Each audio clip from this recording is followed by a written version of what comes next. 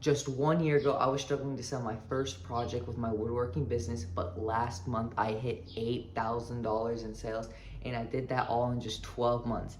And it all started with finding the right niche. Stick around and I'll share the exact steps I used to find my niche and build a profitable woodworking business. I've always loved woodworking, but when I decided to turn it into a business, I realized passion wasn't enough. I needed a strategy. I needed to find a niche that has demand, had room to scale. So I went to ChatGPT, and that didn't work so well. It told me to make custom signs, personalized cutting boards, and large custom furniture. So I thought, well, cutting boards can't be very hard to sell. And yeah, I was partially right. They aren't hard to make at all, but selling them is a different story. So I realized I needed to find a niche that wasn't competitive, had high demand, and was easy to scale if I wanted to hit $500,000 per year in revenue. So I've built a business around a specific niche that now brings in consistent income, and today I'm sharing the lessons that took me from a hobbyist to an $8,000 month. One of the biggest mistakes new woodworkers make is trying to sell everything to everyone. And I made that mistake too. And it left me with no sales and wasted time. Finding the right niche for your business is crucial for success. Without one, it's like trying to drive 2,000 miles across the country without directions. Your niche acts as your compass, guiding product choices, marketing, and overall strategy. Picking the wrong niche can lead to wasted time and resources. For example, if you don't have a CNC machine, you probably shouldn't choose a complex niche like sign making because it wouldn't be practical or profitable. Instead, pick a niche that matches your skills and available tools. Consider options like simple home decor items, custom kitchen products, or gardening products. If you picked outdoor gardening products and focused on large planters that can't be shipped, that is a pretty good niche to get you to $30,000 plus per year in revenue, depending on where you're located and how the weather is there. But the reason it's a good niche is that you automatically get rid of a bunch of competitors because only the people in your area will be able to compete with you. And there is high demand during the spring season. Look at this. I sold last year during the spring $20,000 worth of them. I have endless messages of people wanting to buy them. Alright, so how I discovered my niche. I started by asking myself what has low competition, what do people actually want to buy, and what can I efficiently and profitably make.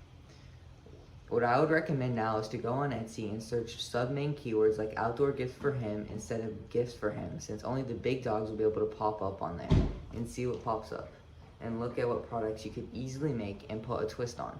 After that, make a list of all those product names that you found and search those product names up. See how many people are selling that product, and if there are 20 plus sellers, it'll be very difficult to get your first sales if you're just starting out, since you're not trusted by Etsy yet. But if there's less than 20 sellers, that's a win. So once you're done making your list, go ask your friends and family what they think of your ideas. Have at least 5 to 10 ideas to show them, and ask them if there's anything they would change to make it better, and if they would be opposed to having one. Take their ideas from your list and write them down. Once you have your ideas, set up an Etsy shop and give it a couple of months after setting up the shop the correct way using eRank to get the titles and keywords for the listings. But that's for another video. I'll be creating that one shortly. See what happens and if you gain any traction after setting up the listings. So I chose the niche outdoor gifts for men. I chose that niche because there's a lot of products I can easily make that have high demand but not very many sellers. It is also very easy for me to personalize, scale, and ship, which is important if you want to hit $50,000 to $100,000 per year in revenue.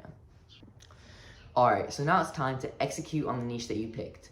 First, you need to develop your product or products, which is known as the development stage. Start by reviewing the ideas you brainstormed earlier and selecting the ones you want to pursue. Once you've created the initial versions of these products, you will be ready to move on to the next step. For most people, the development stage is straightforward and often the easiest part of the process.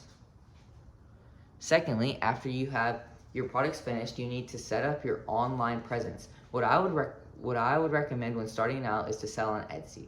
Etsy does take some pretty hefty fees, but in my opinion, it is definitely worth it, since Etsy can put you in front of a large audience, and people tend to trust Etsy sellers more than, say, your website, since they know that if they purchase on Etsy, you are a legitimate business. For example, when I was selling cutting boards as closing gifts, I would reach out to real estate agents on Instagram, and some would respond, but they would never trust me. When I started selling on Etsy, I had a lot of realtors start to reach out to get personalized products from me for their closing gifts. I also recommend to start making videos and posting them on TikTok, Instagram, Facebook, and YouTube to start building a brand for your business. Alright, so next you need to figure out a marketing strategy that works for you. If that means running Facebook ads, Google ads, or boosting posts, figure out which one works best for you and double down on it. I haven't mastered marketing yet, but what I do for marketing my Etsy shop is run Etsy ads and Etsy offsite ads, which both of those are very simple to do, since you just pick the listings you want to run the ads for and put a budget in and let it run. Etsy ads and Etsy offsite ads, you can either turn on or off. And they take a 10% fee if you sold over $10,000 in the last 12 months, or 12% if you sold less than $10,000 in the last 12 months for Etsy offsite ads. My budget for Etsy ads varies depending on the time, but during the slow times I spend $5 per day, and during the busy times I will spend upwards of $75 per day, like during Cyber Week. I do recommend not to go less than $5 per day, but for the highest, I would just look at how many sales the ads are bringing in and if it's actually worth it. I wouldn't spend $75 a day if it's only going to bring in $200 in sales. That doesn't really make any sense. So, yeah. Now, the next thing is you need to streamline your production. Streamlining woodworking products involves simplifying production processes to save time, reduce costs, and ensure profitability. For example, if your product takes 3 hours to make and profits only $30 before labor, you're effectively earning $10 per hour, which isn't sustainable or scalable. Focus on best-selling items, standardize designs, and minimize waste to increase efficiency and make production more viable. Investing in better tools. Batching similar tasks and outsourcing non-core activities can further optimize operations, while regularly reviewing processes and gathering customer feedback ensures continuous improvement and alignment with demand. Alright, so in my first month, I did $631. By month 3, I hit $4,000, and last month, I broke $8,000 in sales. So, what worked? Well, what worked for me was exactly what I explained in this video. I found a niche by researching sub-keywords and focused on just a few products for that niche. I sold them on Etsy since people trust sellers on Etsy more than a website, and I saw the orders roll in. For marketing, I focused on just running Etsy ads for listings that were optimized correctly with using eRank to get ideas for keywords and titles. I will be making a video on how to optimize your listings with eRank, and it will be pinned in the top of the description when it is done.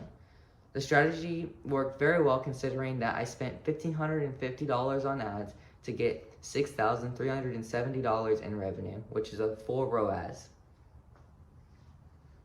So consistently posting videos on social media is a great way to build your brand. Share content that showcases your product, highlights your processes, and engages your audience. Regularly posting helps increase visibility, attract potential customers, and establish credibility. Over time, this strategy can significantly grow your following and boost sales. You should actively seek and implement customer feedback as well to improve your products and enhance customer satisfaction. Listening to your customers not only refines your offerings, but also builds trust and loyalty.